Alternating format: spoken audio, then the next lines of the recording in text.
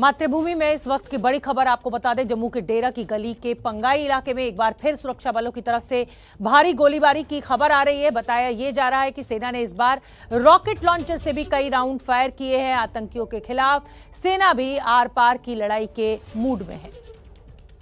जम्मू के पुंछ के डेरा की गली में सोमवार सुबह से ऑपरेशन जारी है। यहां पर छिपे हुए आतंकियों की तलाश जारी है। यह आतंकी दरअसल सोमवार सुबह यहां देखे गए थे, जिसके बाद यहां पर सुरक्षा बलों ने कॉर्डन एंड सर्च ऑपरेशन चलाया था और उसी कॉर्डन एंड सर्च ऑपरेशन के दौरान आतंकियों ने सुरक्षा बलों पर फायरिंग की थी, जिसमें एक जेसीओ समेत 5 भारतीय सेना के जवान जो है शहीद हो गए थे। उसके बाद से लगातार ये ऑपरेशन जारी है और आज इस ऑपरेशन का दूसरा दिन है। हालांकि मंगलवार सुबह से अभी तक यहाँ पर किसी तरह की कोई फायरिंग की आवाज़ नहीं सुनाई दी है, लेकिन 2 बजते डेरा की गली के पंगाई इलाके से कई आवाज़ें जो रॉकेट लॉन्चर की हैं वो फायर किए गए हैं सुरक्षा बलों की तरफ से। लगातार पीछे कुछ समय से हमने आधा दर्जन से ज़्यादा आवाज़ें रॉकेट लॉन्चर्स की सुनी है। अभी भी यहाँ पर जो है सुरक्षा बलों द्वारा रॉकेट लॉन्चर दागे जा रहे हैं। माना यही जा रहा है कि इस इलाके में जो कॉर्डन एंड सर्च ऑपरेशन है वो चल रहा है और कहीं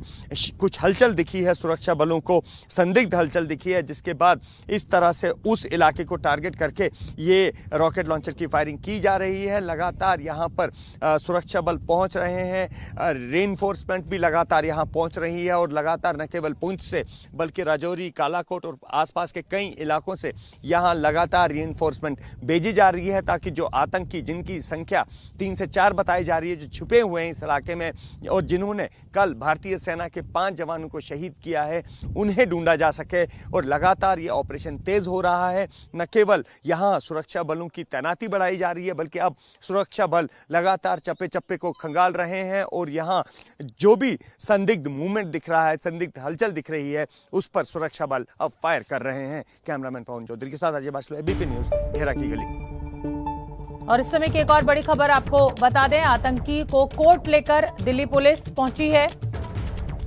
कोर्ट से 14 दिन की रिमांड दिल्ली पुलिस के द्वारा मांगी जा सकती है। लगभग 15 साल से ये पाकिस्तानी आतंकी दिल्ली में रह रहा था। पटियाला हाउस कोर्ट में इस आतंकी की पेशी की गई है। लक्ष्मी नगर से गिरफ्तार हुआ है ये आतंकी और अब इसको दिल्ली पुलिस कोर्ट लेकर पहुंची है। कोर्ट में पेशी, 15 दिन की पुलिस रिमांड मांगी जा सकती है दिल्ली पुलिस के द्वारा। पटियाला हाउस कोर्ट में ये पेशी इस समय हो रही है। दिल्ली से गिरफ्तार आतंकी की कोर्ट में पेशी। एक बड़ी आतंकी साजिश को आज नाकाम किया दिल्ली पुलिस ने। लक्ष्मी नगर इलाके से पाकिस्तान के इस आतंकवादी को पकड़ा है, जिसका नाम मोहम्मद अशरफ उर्फ नूरी है।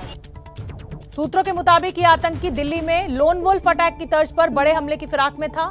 अशरफ बांग्लादेश के रास्ते भारत में घुसा था और पिछले 15 सालों से पहचान छिपाकर फर्जी आईडी कार्ड और दस्तावेजों की बदौलत दिल्ली में रह रहा था। यहीं पर इसने शादी भी की। हालांकि इसकी पत्नी अभी इसके साथ नहीं रहती। ये लगातार पाकिस्तान में अपने आकाओं के संपर्क में था। अब दिल्ली पुलिस इससे पूछताछ कर रही है। पुलिस के मुताबिक ये दिल्ली में पाकिस्तान के स्लीपर सेल का हेड था। पुलिस के मुताबिक दिल्ली में आतंकी नूरी के नेटवर्क में कई और लोग भी थे।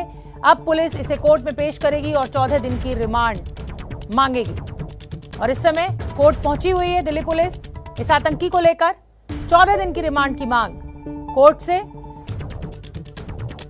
15 साल से ये आतंकी अपनी पहचान छुपाकर दिल्ली में था। लक्ष्मी नगर इलाके से गिरफ्तारी हुई है। स्लीपर सेल का हेड बताया जा रहा है। ये तस्वीर आप देख सकते हैं। आतंकी को कोर्ट लेकर अब दिल्ली पुलिस पहुंच गई है। 14 दिन की रिमांड की मांग की जा सकती है, ताकि स्लीपर सेल में कौन कौन लोग इस आतंकी से जुड़े हुए थे, किस तरीके से ये साजिश रच रहे थे, सभी पर जानकारी जुटाई जा सके। रमेश पार्क इलाके से, लक्ष्मी नगर से ये आतंकी हुई है।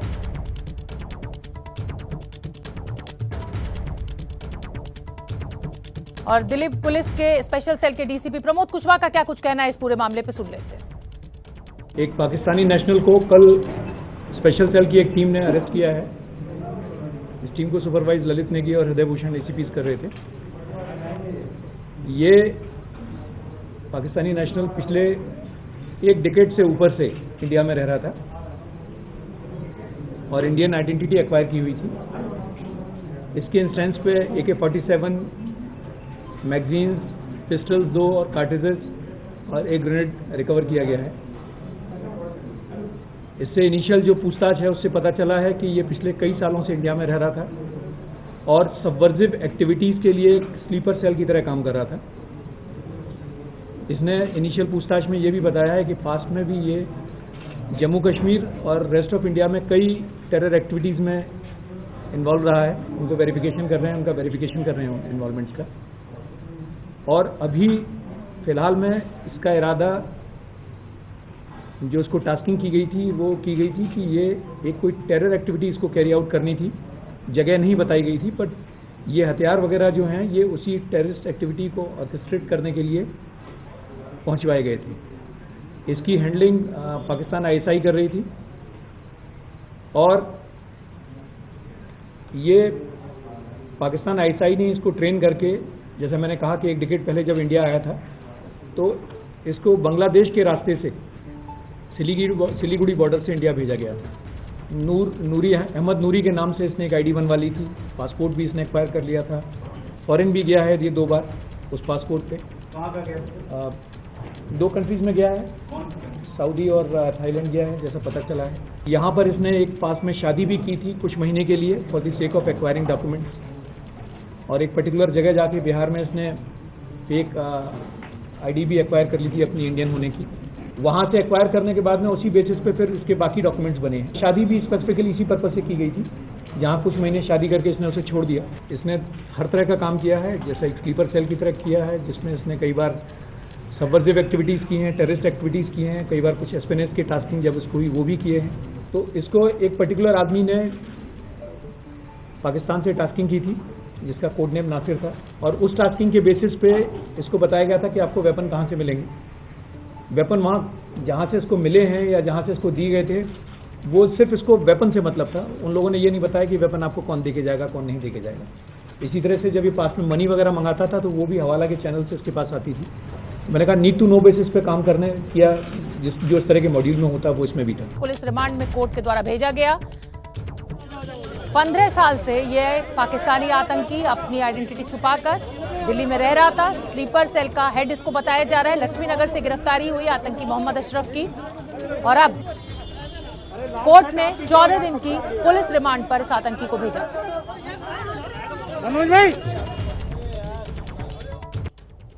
जम्मू के पुंछ में आतंकियों से लोहा लेते हुए सेना के 5 जवान शहीद हुए। हिंदुस्तान इस शहादत का बदला मांग रहा है और जम्मू में सेना आतंकियों से लोहा भी ले रही है। कई जगह सर्च ऑपरेशन और मुठभेड़ जारी है और इसी बीच जम्मू में शहीदों को गार्ड ऑफ ऑनर दिया गया। जवानों का पार्थिव शरीर जम्मू से उनके गांव के लिए रवाना कर दिया जाएगा।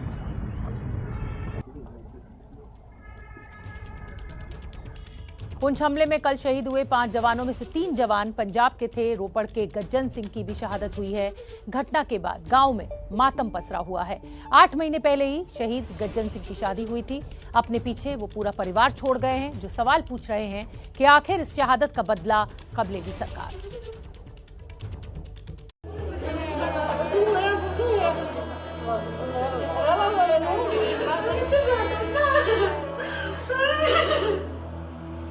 जिस घर में 8 महीने पहले शादी की शहनाई बजी थी, आज उस घर में मातम का माहौल है।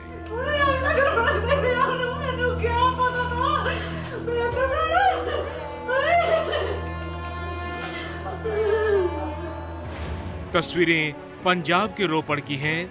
जब से घर के सबसे छोटे गज्जन सिंह की शहादत की खबर पहुंची, पत्नी को तो होश ही नहीं आ रहा। रोपड़ जिले के पंचरंडा गांव के रहने वाले गज्जन सिंह 27 साल के थे। फरवरी महीने में हरप्रीत कौर से शादी हुई थी। पत्नी ने तो अभी हाथ से शादी का चूड़ा भी उतारा नहीं था। एक शौक है, एक उनके मन के अंदर एक बहुत बड़ा शौक है, क्योंकि परिवार के सबसे छोटे बेटे थे। तो सबसे छोटे बेटे की जिसकी शादी 6 महीने पहले हो, जिसकी पत्नी ने अपनी चूड़ा भी तक नहीं उतारा हो, तो जिसका दुख हम लोग शायद समझ नहीं सकते, जितना कहा जाए उतना कम है। तो उन्होंने एक अपना दुख साझा किया और साथ में कुछ उनकी ज़रूर इच्छाएं थी कि अंतिम दर्शन के लिए वो ज़रूर हम इसको पूरा करने की कोशिश करेंगे। ये तस्वीर उसी दिन की है जब गज्जन अपनी पत्नी हरप्रीत को ट्रैक्टर पर विदा करके लाए थे। पूरे इलाके में चर्चा हुई थी। शहीद गज्जन शादी करने जब गए थे तब किसान आंदोलन का झंडा कंधे पर रखकर गए थे। किसी ने सपने में नहीं सोचा था कि महज 8 महीने में परिवार की खुशियां इस तरह छिन जाएंगी। माँ का रो रो कर बुरा हाल है।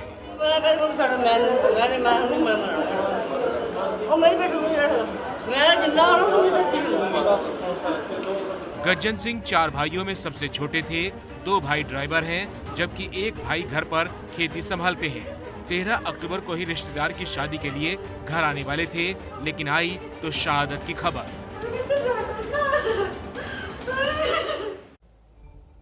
गुरदासपुर के चट्ठा गांव के रहने वाले मनदीप सिंह भी पुंछ में आतंकियों से लोहा लेते हुए शहीद हो गए। घर पर जन्मदिन के जश्न की तैयारियां चल रही थी, लेकिन उससे पहले ही परिवार पर गमों का पहाड़ टूट पड़ा।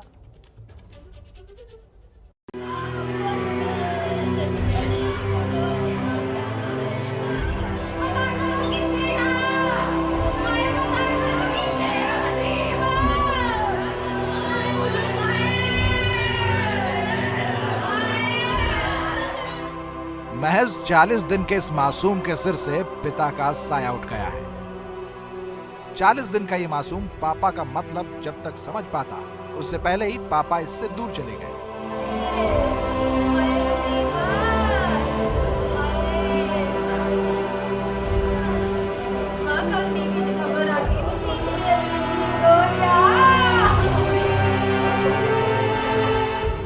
चालीस दिन पहले जब इस मासूम का जन्म हुआ था, तब मनदीप सिंह घर पर थे। बेटे को पिता का एहसास दे पाते उससे पहले ड्यूटी पर जाना पड़ा, और अब उनके नहीं रहने की खबर ने पूरे घर में कोहराम मचा दिया है।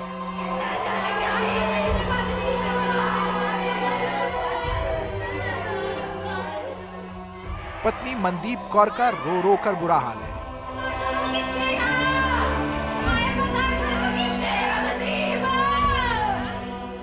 4 साल का एक बड़ा बेटा है जो कुछ समझ नहीं पा रहा कि घर में क्या हो गया है।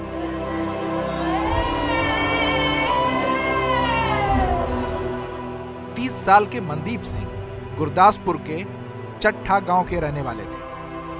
2 भाइयों में छोटे। 16 अक्टूबर को जन्मदिन होने वाला था, लेकिन उससे पहले ही घर की खुशियों को आतंक की नजर लग गई और मनदीप के शहादत होने की खबर घर पर पहुंची। गुरदासपुर जिले के गांव चट्ठा में इस वक्त हम मौजूद हैं शहीद नायक मनदीप सिंह के घर, जो कल जम्मू कश्मीर के सुरनकोट में देश विरोधी ताकतों से लोहा लेते शहीद हो गए थे। 5 जवान शहीद हुए थे। तो ये उनके घर की सीधी तस्वीरें सामने, उनकी धर्मपत्नी आप देख सकते हैं और बच्चे छोटे छोटे आप देख सकते हैं, जहाँ पे बड़ा बेटा उनका और छोटा 40 दिन का बेटा है इसको, जो अभी तक इतनी होश नहीं है कि उसके पिता जो है देश के लिए शहीद हो गए। 40 दिन पहले ही उनका जो पहले वो गांव में आए थे जब ये बेटा हुआ था, और दुख बात ये भी है कि 4 दिन बाद ही मनदीप का जन्मदिन है। आज से 10 साल पहले वो भारतीय सेना में भर्ती हुआ था। 1991 में जन्म हुआ था उनका। तो मात्र 30 साल की आयु में ही जो मनदीप शहीद हो गया। 4 दिन के बाद जन्मदिन था, परिवार से हंसी खुशी से बात करता था।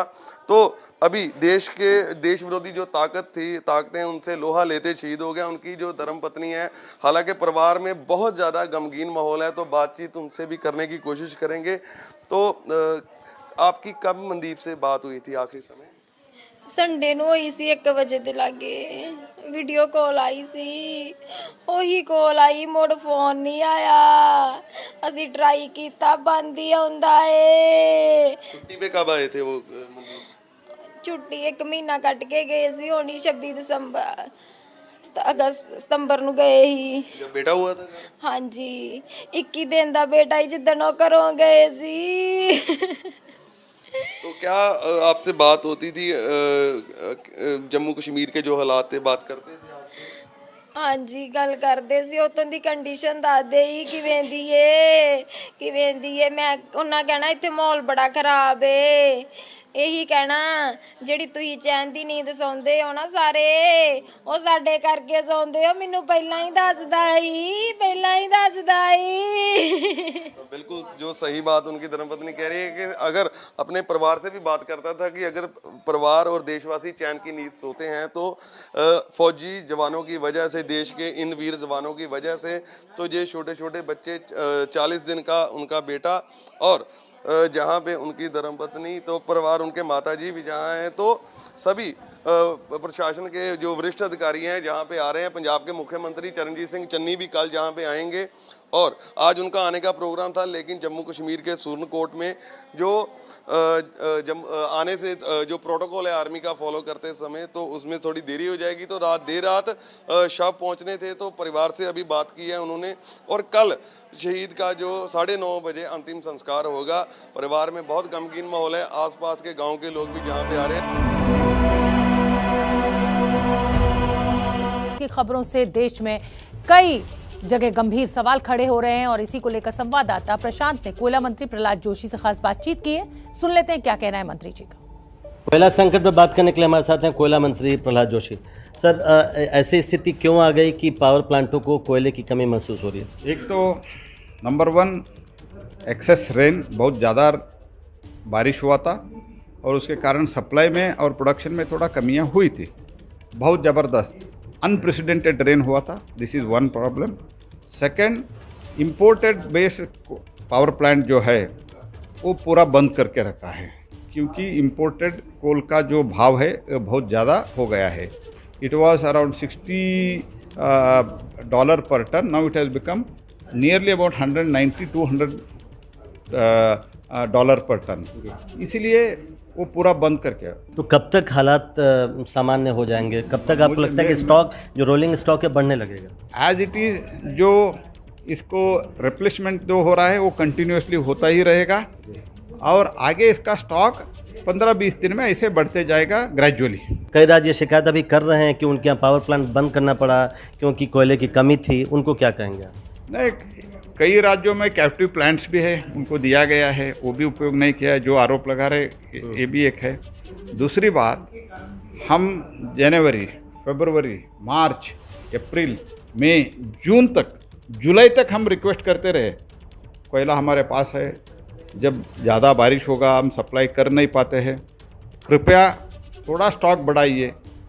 उन्हें नहीं लिया हमने, it is on record, we have requested them to purchase the coal and build the stock, and even though it was on credit, they have not paid us, but in spite of that, Coal India has supplied and we will continue to do it also. I don't want to do any blame game, but this has happened, this is also, I want to put it on record.